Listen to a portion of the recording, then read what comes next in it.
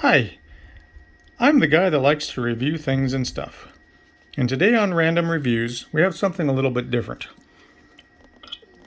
I'm into really old high-end audio. I've restored a lot of it over the years. What we have here is this unit here. It's a Fisher 6 CD changer.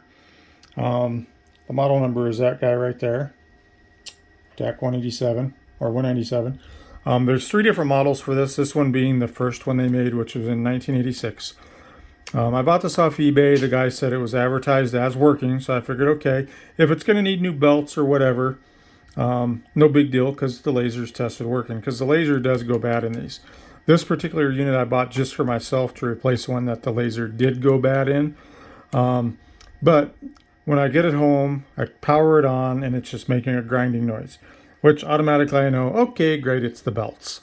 So I sent the guy a message, told him there's no way that you tested this, that you wouldn't even be able to get a disc in it with these belts bad. He actually refunded my money, told me to keep the unit. So I was actually either going to just fix this or rip the laser out of it and put it in my other one. But here's the issue that you're going to have with these is the number one thing is these belts, which there's one down in there, which you can see that one's gone.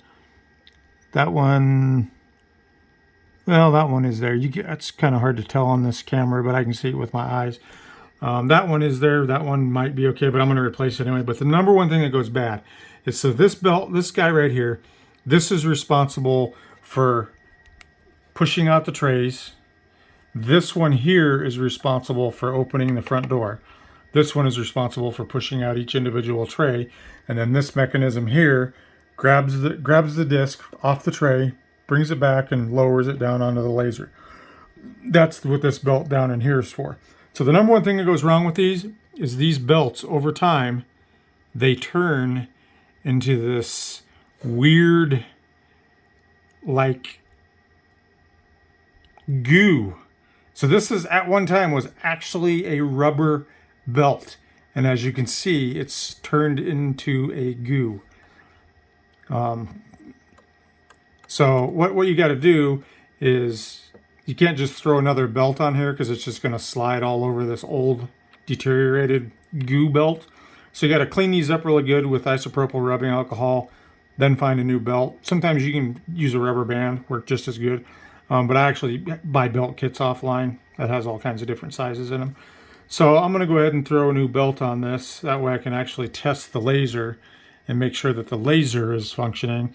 And then I'll go ahead and replace all the belts on it, clean the laser and the laser's mirror, and then throw it all back together and keep this as a daily driver if I can get it fixed.